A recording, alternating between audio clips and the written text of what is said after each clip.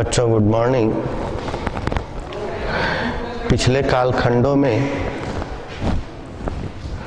हमने आवर्ती जमा खाता पे ब्याज की गणना किस तरीके से की जाती है, उसके लाभ क्या हैं, इन सब के बारे में चर्चा किया था। आज हम उनके प्रश्नों को हल करेंगे। प्रश्नावली 5.3 में इसके प्रश्न दिए गए हैं। चलिए, इसमें दो तरीके से प्रश्न आते हैं। एक, या तो हमको ब्याज निकालना होता है, या दूसरा ब्याज दिया होता है, दर की गणना करनी होती है हमको। तो दो तरीके के सवाल को हम देखते हैं।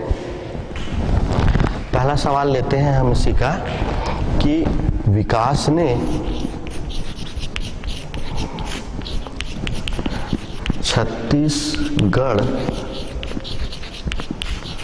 विकास बैंक में 36 माह के लिए 75 रुपए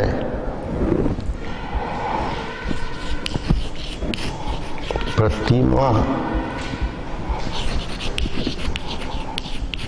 की दर से एक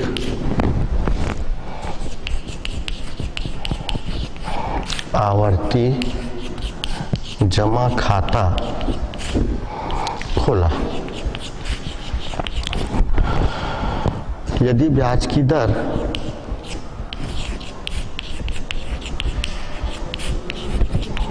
यदि ब्याज की दर 8%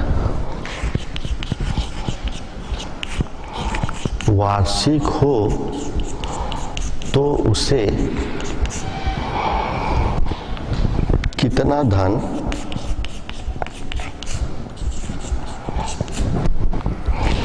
प्राप्त होगा, ये हमारा प्रश्न है। तो उसे कितना धन प्राप्त होगा, कहने का मतलब ये है कि वह 36 माह में जितनी राशि जमा करता है प्लस उसका ब्याज, दोनों को मिला करके कुल जो मूलधन होता है, कुल जो मिश्रधन होता है, वो हमको ज्ञात करना है। इसमें हम सबसे पहले लिख लेते हैं हल में दिया है में समय बराबर 36 माह, दर बराबर 8% वार्षिक और मासिक जमा धन ये है 75 रुपए। ये तीन चीज दिए हुए हैं। हम सबसे पहले इसका ब्याज निकाल लेते हैं। ब्याज का सूत्र हो जाता है मासिक जमा धन गुणित दर गुणित महीनों की संख्या, और कोष्टक में आ जाएगा महीनों की संख्या धन 1 और इस पूरा का बट्टे 100 गुणित 24। ये हमारा सूत्र हो जाता है मासिक जमा धन गुणित दर गुणित महीनों की संख्या, फिर कोष्टक में महीनों की संख्या धन 1 बटे 100 गुणित 24। या ये ब्याज बराबर हो गया, मासिक जमा धन हमारा 75 रुपए है, दर 8% है, महीनों की संख्या 36 है और 36 धन 1 पूरा का बटे 100 गुणित 24। ये हो गया 75 गुणित 8 गुणित 36, 36 और 1 37 बटे 100 गुणित 24। ये लिखने के पश्चात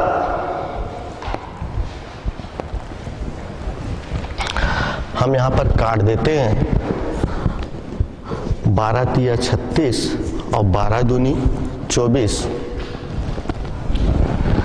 25 से काट दिए, 25 तिया 75 और 25 चौक 100, 4 से काट दिए, 4 एकम 4 और ये 4 दूनी 8, फिर इस 2 को काट दिए, 2 एकम 2, 2 एकम 2।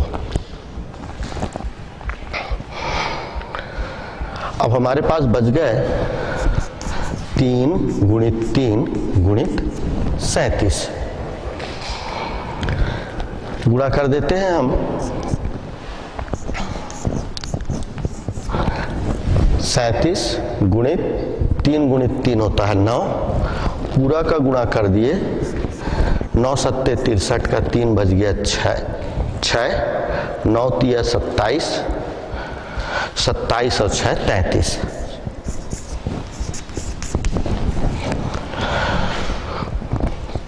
तो इस तरीके से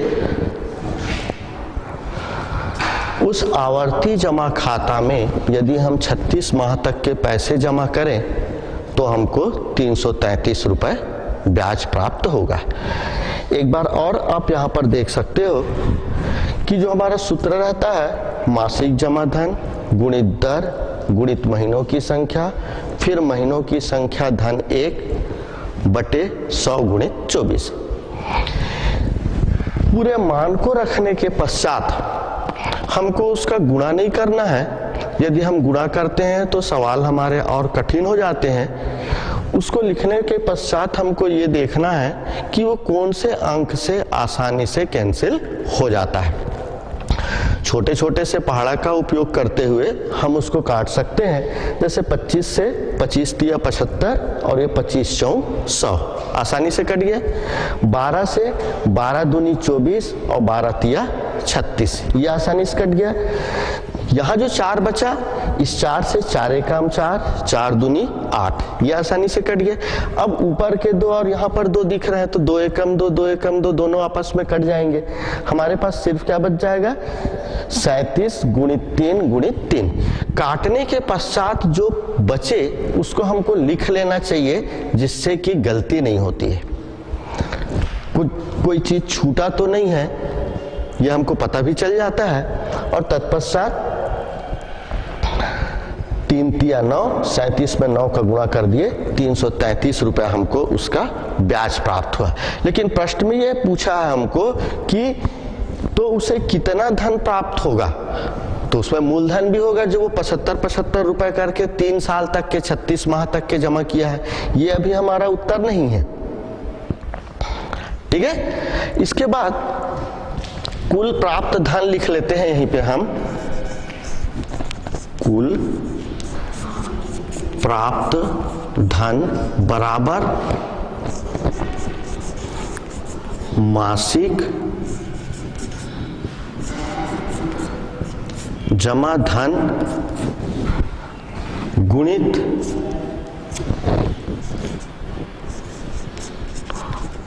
महीनों की संख्या धन ब्याज। मासिक जमा धन गुणित महीनों की संख्या धन ब्याज। वह मासिक कितना जमा कर रहा है 75 रुपए 36 माह तक, और ब्याज कितना मिला उसको 333 रुपए। इस तरीके से अब 75 और 36 का हम गुणा करेंगे। 75 और 36 का गुणा करने के लिए हम यहीं पे रफ कार्य है, इसको हम गुणा कर देते हैं। 75 गुणित 36, 6 पंचे 30 का 0 बचा 3, 6 सत्ते 42 और 3 45।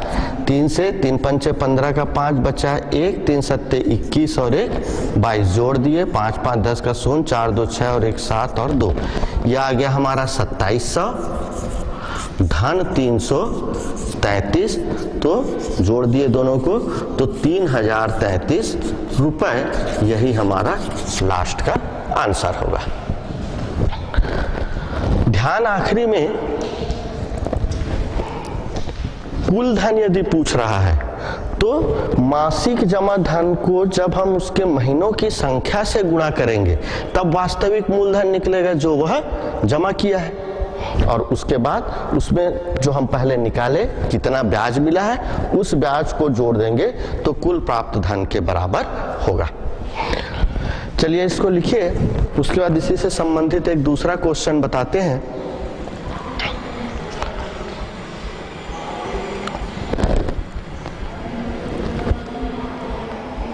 हो गया?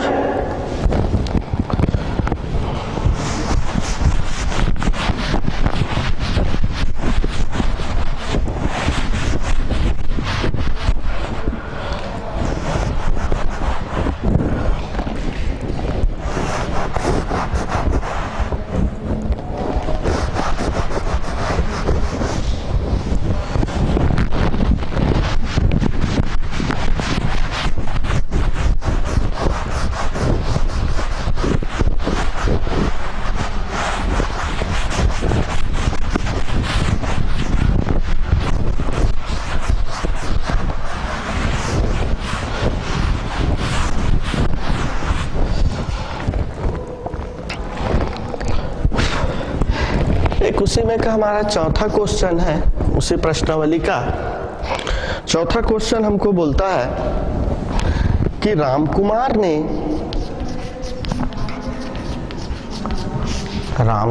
ने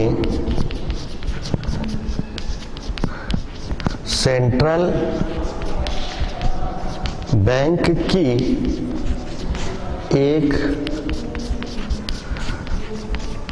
एक शाखा पर 100 रुपए प्रति माह का 3 वर्ष के लिए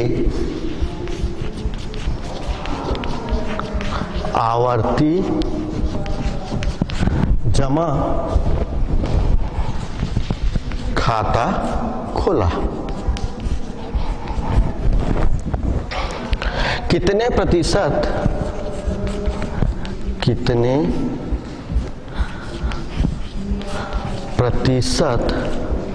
वार्षिक ब्याज, कितने प्रतिशत वार्षिक ब्याज की दर से इन्हें कितने प्रतिशत वार्षिक ब्याज की दर से इन्हें 222 रुपए ब्याज प्राप्त होगा।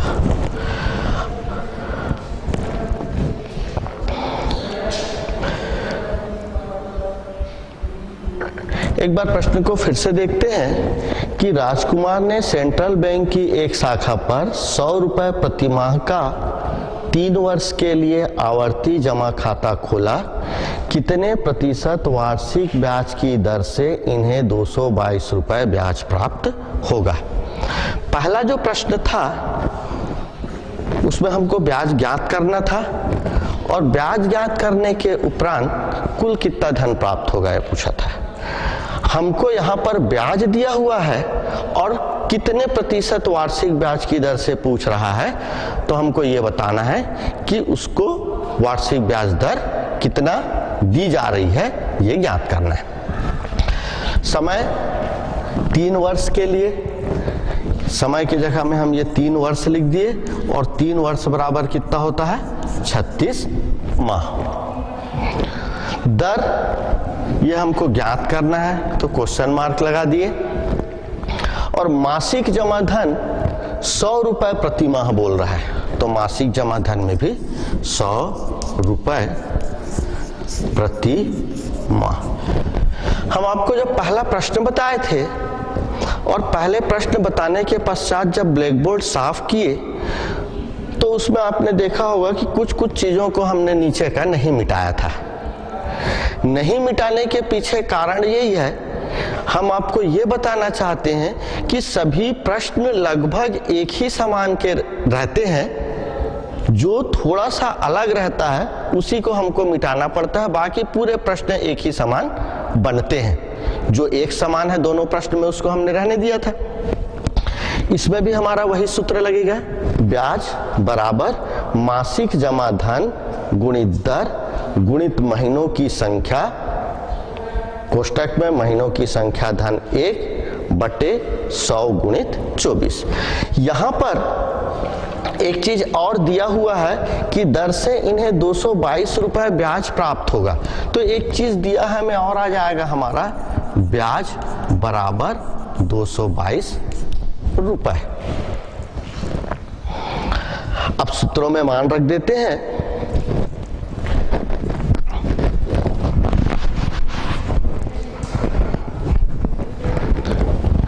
ब्याज है हमारा 222 रुपए, मासिक जमा धन है 100 रुपए, दर हमको नहीं मालूम, महीनों की संख्या है 36, तो 36 धन 1 और पूरा का बटे 100 और गुणित 24।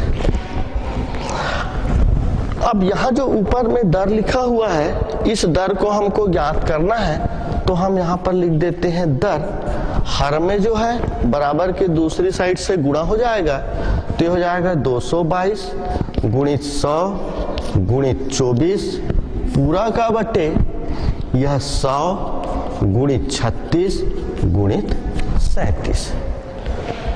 इधर यह नीचे आ जाएगा। अब ये आने के पश्चात इसको हम काट देते हैं, तो देखिए कुछ कुछ तो आराम से कट जाएंगे।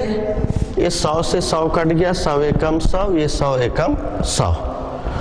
फिर 12 से कट गया, ये 12 तिया 36 और 12 दूनी 24। हम इसको 3 से काट देते हैं। देखो 3 सत्ते 21 बचा 1 और 3 चौक 12 और ये 3 एकम 3। यहाँ पर 74 है और यहाँ पर 37 है। यदि हम 37 का दुगुना करते हैं तो हमको 74 मिलता है। तो इस तरीके से ये 37 एकम 37 और 37 दूनी 74, तो दर बराबर कितना आ गया, 2 गुणित 2 बराबर 4। 2 गुणित 2 बराबर 4, या दर बराबर आ गया हमारा 4% और यही हमारा आंसर होगा।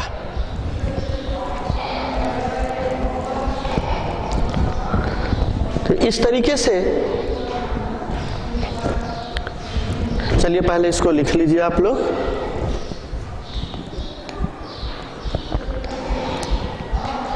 खाते के हमारे कितने प्रकार होते हैं? बचत खाता में ब्याज की गणना, सावधि जमा खाता में ब्याज की गणना और आवर्ती जमा खाता में ब्याज की गणना, इन तीनों के बारे में हमने जाना। इसके पश्चात हम आयकर के बारे में पढ़ेंगे। इसको आप लोग लिखिए और लिखने के पश्चात फिर आयकर के बारे में बताते हैं।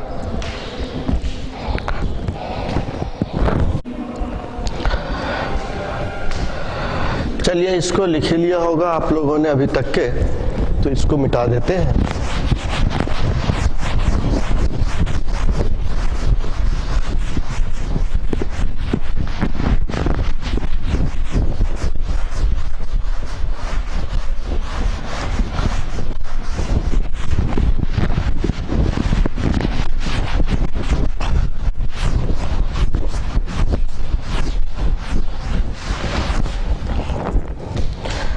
नेक्स्ट जो हमारा टॉपिक है,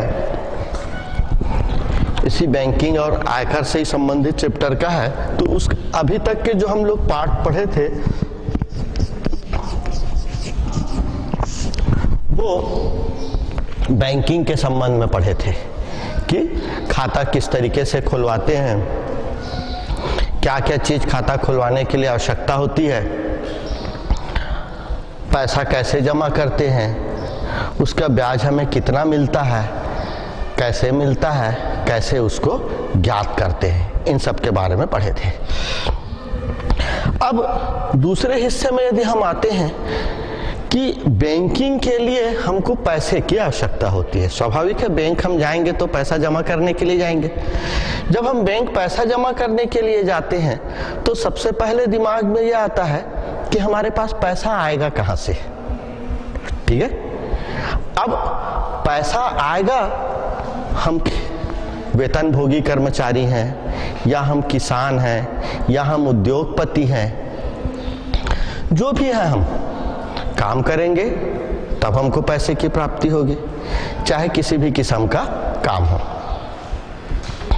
उस पैसे को लेकर के हम बैंक जाएंगे और पैसे को जमा करेंगे, और पैसे जमा करने के पश्चात जो हमको पैसे मिलेंगे उस पैसे से हमारी आवश्यकताओं की पूर्ति होगी। अब आप लोग जैसे यहाँ पर पढ़ने के लिए आए हो, सामने में बैठे हुए हो, और हम आपको बैंकिंग और आयकर के बारे में बता रहे हैं, और आपके यहाँ आने के लिए सरकार आपके लिए खर्च कर रही है।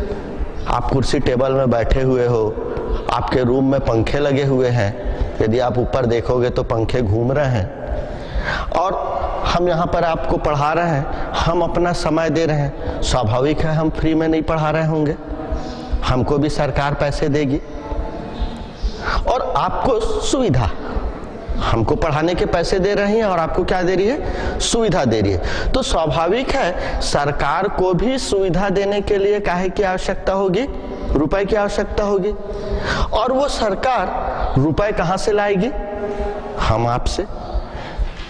जो आप कमा रहे हो उससे वह टैक्स के रूप में रुपए लेगी। हमको जो रुपए मिल रहा है, हम जो पढ़ा रहे हैं उससे हमको रुपए मिलता है, और उस रुपए से हम सरकार को क्या देते हैं, टैक्स। हमको पैसा मिला, हम उस पैसे का एक भाग सरकार को देते हैं, और जब सरकार को एक भाग देते हैं, एक उदाहरण है हमारा बोलना चाहिए, हमारे देश की जनसंख्या लगभग 1 अरब 25 करोड़ की है, और कल्पना करो कि यदि उसमें से 50 करोड़ लोग भी टैक्स देते होंगे तो सरकार के बाद बहुत पैसा हो जाएगा, और सरकार उस पैसे को लेकर के हमारे लिए सुविधाएं मुहैया कराती है। वो सुविधाएं कई किस्म से होती है, जैसे आप पढ़ने के लिए आ रहे हो तो आपको स्कूल चाहिए, बिल्डिंग चाहिए, पुस्तक कापी चाहिए, पढ़ाने वाले चाहिए, कई सारी चीज लगे। आपका तबीयत खराब हो जाता है, आप अस्पताल जाते हो, तो वहां पर अस्पताल के लिए डॉक्टर चाहिए, बिल्डिंग चाहिए, दवाइयां चाहिए, आपको सरकार देती है। आप कहीं ट्रेवल करते हो, गाड़ी में जाते हो, तो आने जाने के लिए साधन चाहिए, आप बस में जाते हो, ट्रेन में जाते हो, हवाई जहाज में जाते हो, उसके लिए सरकार को पैसा चाहिए।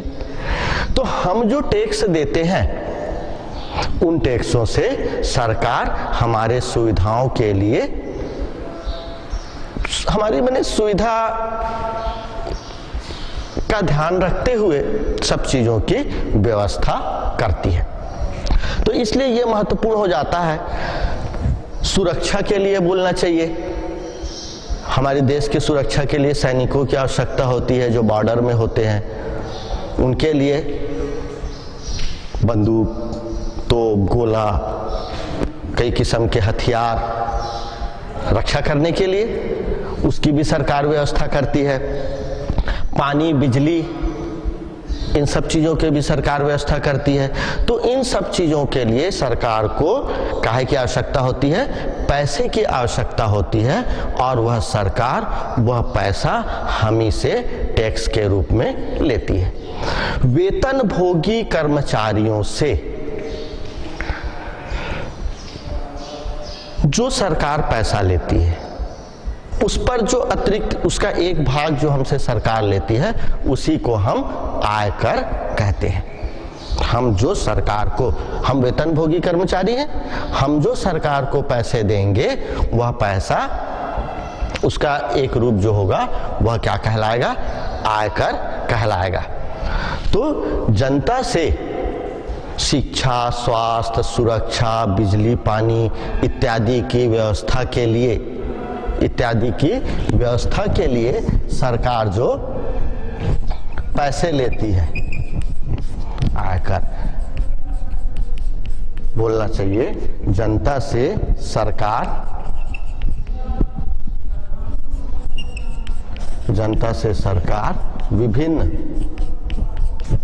विभिन्न कार्यों के लिए, जैसे शिक्षा, स्वास्थ्य, सुरक्षा, बिजली, पानी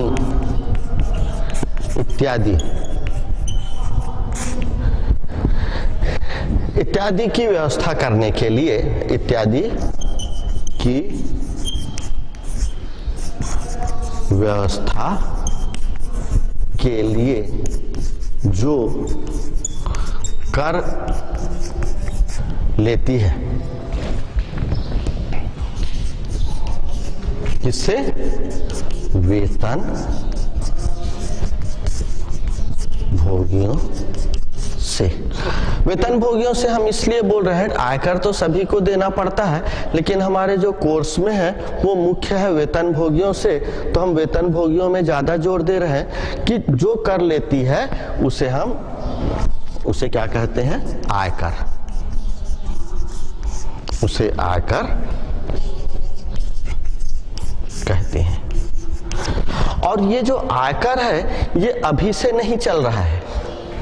जब हमारा देश आजाद नहीं हुआ था, राजा महाराजा का जमाना था, उस समय भी राजा महाराजा लगान लेते थे और उस लगान के द्वारा, उस टैक्स से, लगान एक किस्म का टैक्स ही है, और उससे वो पूरी व्यवस्था, अपने राज्य की पूरी व्यवस्था करते थे। अभी जो वर्तमान में टैक्स की व्यवस्था है या आयकर की व्यवस्था है, यह 1860 से लागू है। यह टैक्स की व्यवस्था 1860 से लागू है। इसमें एक बार परिवर्तन 1886 में हुआ, फिर दूसरी बार परिवर्तन 1922 में हुआ, फिर पहला, दूसरा, तीसरा, चौथी बार परिवर्तन 1961 में हुआ।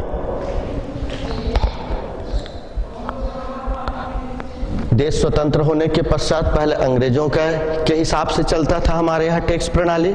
जब स्वतंत्र हो गया तो 1961 में इस टैक्स प्रणाली को परिवर्तन किया गया। उसके बाद में फिर 2005 में भी टैक्स प्रणाली या टैक्स ढांचा जो है इसमें परिवर्तन किया गया। तो ये जो टैक्स प्रणाली है, ये जो आयकर है, यह आयकर केंद्रीय सरकार को दिया जाता है। या दूसरे शब्दों में हम ये बोल सकते हैं कि जो केंद्रीय सरकार होती है, समय समय पर उन टैक्स प्रणालियों में संशोधनों के द्वारा परिवर्तन करती रहती है। अब ये जो केंद्रीय सरकार है, यह कई किस्म के टैक्स लगाती है, सिर्फ आयकर ही लगाती है ऐसा नहीं है। केंद्रीय सरकार हमारे पास में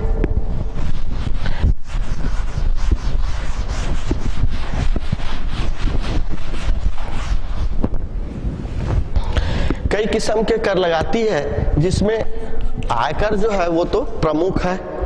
उत्पादन कर एक होता है, उत्पादन कर। उत्पादन कर का मतलब, जैसे जो वेतन भोगी है वो आयकर दे दिया। कोई उद्योगपति है जो गाड़ी बनाता हो, गाड़ी किसी भी किस्म का गाड़ी हो, 2 व्हीलर हो या 4 व्हीलर हो, ट्रक हो, बस हो, जो भी गाड़ी बनाता है, तो अपने उद्योग में, अपने फैक्ट्रियों में उनका निर्माण कर रहा है और उसके बाद बेच रहा है। तो उसको निर्माण करने के बाद, उसको उत्पादन करने के बाद उसमें भी सरकार टैक्स लेती है।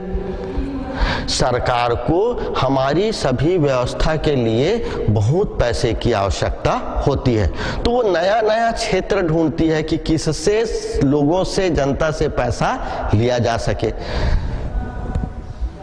वेतनभोगी वाले से आयकर ले लिए, जो उद्योगपति हैं, जो कुछ कुछ निर्माण करते हैं, चाहे ये चाक भी क्यों ना हो, चाक को कोई ना कोई तो बना रहा है। जो आप जहां बैठे हैं वो कमरे हैं, कमरे में सीमेंट लगे हुए हैं, सीमेंट का उत्पादन हो रहा है, तो सीमेंट बनाने वाले से भी उत्पादन कर हो गया, छड़ बनाने वाले से भी उत्पादन कर हो गया, पंखे बनाने वाले से भी उत्पादन कर हो गया, लाइट बनाने वाले से भी उत्पादन कर हो गया, बल्ब वगैरह, बल्ब ट्यूबलाइट जो आपके कमरे में लगे हुए हैं। तो हर चीज के उत्पादन में जो केंद्र सरकार है क्या ले लेती है, उत्पादन कर लेती है। दूसरा लेती है वो सीमा शुल्क। सीमा शुल्क, सीमा शुल्क का मतलब कई चीजें ऐसी होती है जो हमारे देश में नहीं बनता है, या हमारे देश से ये कोई व्यक्ति जब बाहर जाता है तो उसको बाहर की चीजें पसंद आ जाती है। कोई बाहर गया तो उसको बाहर की घड़ियां पसंद आ गई, वो अपने लिए यहाँ पर घड़ी ले आता है, अपने लिए लाता है, अपने घर वालों के लिए लाता है, अपने दोस्त यार के लिए ले आता है। अब एक व्यक्ति तो एक ही घड़ी पहनेगा ना, अब खूब सारे वो घड़ियां को ले आया। यदि अब घड़ी ऐसा है जो बाहर भी बनता है और हमारे देश में भी बनता है, स्वाभाविक है यदि हम बाहर से कोई चीज लाएंगे तो हमारे देश का चीज नहीं बिकेगा, और हमारा जो पैसा है वो कहाँ चला जाएगा, बाहर के चीजों को खरीदने में। हम आखिर रुपए लेकर के गए, डॉलर से खरीद करके लाए, जिसके बारे में हम पहले बताए थे, बैंक व्यवस्था करती है। अब सामान तो खरीद के ले आए हम अपने देश में, लेकिन हमारे देश को क्या फायदा हुआ है, कुछ नहीं। तो जब हम कोई भी सामान दूसरे देश से खरीद करके लाते हैं तो सरकार सीमा पर जब हम आते हैं, वो सीमा एरोड्रम भी हो सकता है, या जहां पानी जहाज रुकते हैं वहां पे भी हो जाता है, तट पे हमारे सब चीज को चेक करते हैं कि आखिर वो बाहर गया था तो क्या क्या चीज लेकर के आया है, और चेक करने के पश्चात उसके कपड़े लत्ते के अतिरिक्त ऐसा कुछ सामान दिखता है कि जो बाहर से वो खरीद के लाया है, तो उस पर वो टैक्स लेती है। उसी टैक्स को क्या कहा जाता है, सीमा कर। और आता है सीमा शुल्क, और एक आता है हमारा केंद्रीय बिक्री कर। केंद्रीय बिक्री कर, कोई सामान जब हम बेचते हैं उत्पादन करने के पश्चात, उसको बेचने से भी टैक्स देना होता है। सेंट्रल गवर्नमेंट या केंद्र की सरकार उस टैक्स को लेती है, इस कारण उसको केंद्रीय बिक्री कर बोलते हैं। तो इस तरीके से अलग अलग मद में आयकर, उत्पादन कर, सीमा शुल्क, केंद्रीय बिक्री कर, ये हमारी केंद्र सरकार लेती है। तब केंद्र सरकार के पास में खूब सारे रुपए होते हैं, और उन रुपयों की सहायता से फिर केंद्र सरकार हमारे लिए सभी चीजों की धीरे धीरे व्यवस्था करती है। कहीं बिल्डिंग बनाना है, कहीं रोड बनाना है, कहीं अस्पताल खोलना है, इस तरीके से। अब ये तो हो गया केंद्र सरकार के बारे में। ठीक उसी तरीके से राज्य सरकार भी, हमारी राज्य सरकार भी कुछ ये केंद्र सरकार का कर है, केंद्र सरकार। दूसरा हमारी जो राज्य सरकार है, वह राज्य सरकार भी बहुत सारे कर लगाती है। उस बहुत सारे कर में एक आता है राज्य उत्पाद शुल्क।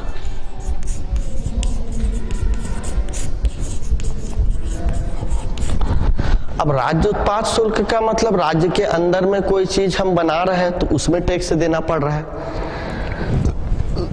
तो उत्पादन कर के नाम से केंद्र सरकार भी लेती है, और राज्य उत्पाद शुल्क के नाम से राज्य सरकार भी लेती है। कृषि व राजस्व कर,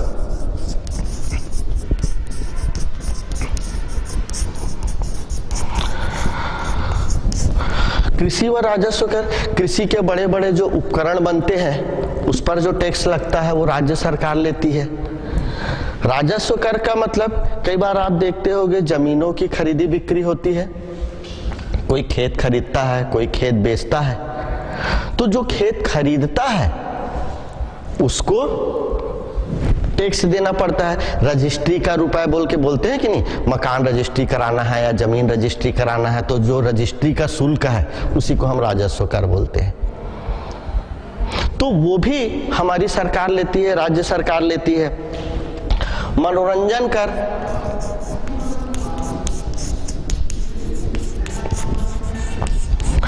मनोरंजन कर भी राज्य सरकार लेती है।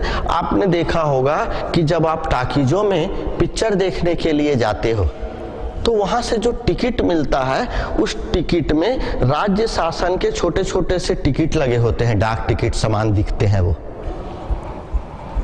देखे हो आप लोग? यदि नहीं देखे होगे तो कभी टाकीज में जाओ पिक्चर देखने के लिए तो आप देखना कि आपको जो टिकट मिलेगा उस टिकट उसमें छोटे छोटे से टिकट चिपके रहते हैं जो सरकार उन टाकीज के मालिकों को देती है। तो पिक्चर देखने के लिए आप जा रहे हो तो भी आपको टैक्स देना पड़ता है। आप टीवी देखते हो, तुम्हारे आजकल तो जगह जगह वो लग गए हैं DTH, रिलायंस, वीडियोकॉन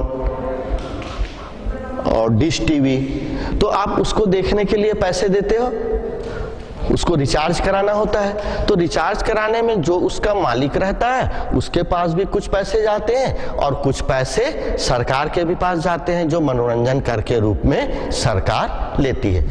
पहले केंद्र सरकार आया, फिर राज्य सरकार आया। राज्य सरकार के पश्चात स्थानीय प्रशासन,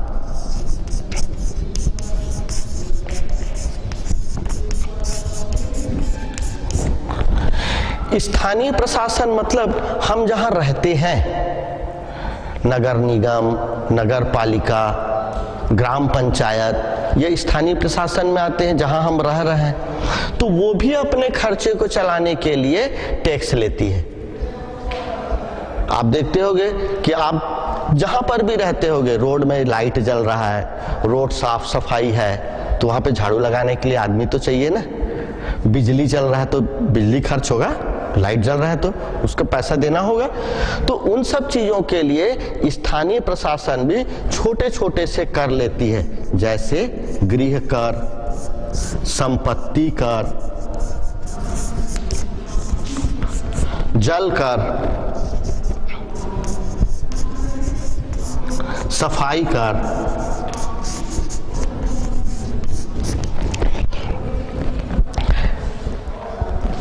चुंगी कर। आजकल जहां तक चुंगी कर बंद हो चुका है, चुंगी कर का मतलब क्या होता है कि जब एक राज्य से दूसरे राज्य सामान जाता है, शहर को क्रॉस करके जाता है और उस शहर में कुछ सामान को उतारता है, यदि वो, तो पहले नाके हुआ करते थे, उस नाके में टैक्स देना होता था जिसको चुंगी कर कहते थे। उस चुंगी कर को वहाँ की स्थानीय प्रशासन, नगर पालिका या नगर निगम जो भी हो, वो अपने व्यवस्था के लिए रखते थे। माने आप एक चीज देखे होंगे यहाँ पर, जो भी चीज हमने बताया उन सभी चीजों में हर चीज के लिए रुपए की व्यवस्था होती है। हमारा जो शासन व्यवस्था है वो 4 स्तरों में बटा हुआ है, केंद्र सरकार, फिर राज्य सरकार, फिर स्थानीय प्रशासन और सबसे छोटा आ जाता है हमारा ग्राम पंचायत। और सबको अपने अपने खर्च चलाने के लिए रुपए की आवश्यकता होती है और उस रुपए के द्वारा ही वो अपने यहाँ रहने वाले जनता की सेवा कर पाते हैं। तो ये तो हुआ हमारा टैक्स का ढांचा कि किस किस तरीके से और क्या क्या टैक्स लिया जाता है। सिर्फ आयकर ही महत्वपूर्ण नहीं है, बाकी चीजें के बारे में भी हमको जानकारी होना चाहिए। लेकिन आयकर जो है, चूंकि हमारे कोर्स में है आयकर, तो इसलिए वह थोड़ा सा ज्यादा बाकी से महत्वपूर्ण हो जाता है। यह जो कर होते हैं, यह कर भी हमारा 2 प्रकार से होता है।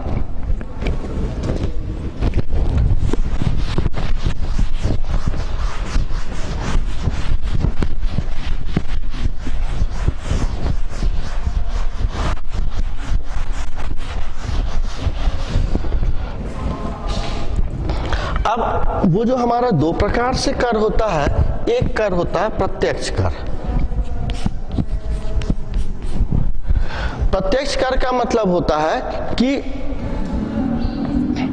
जो हम सरकार को सीधा देते हैं। सीधा देते हैं का मतलब जैसे हमारा आयकर जो है वेतनभोगी कर्मचारियों के तनख्वाह से कट जाता है, सीधा सरकार के पास पैसा चला जाता है। संपत्ति कर,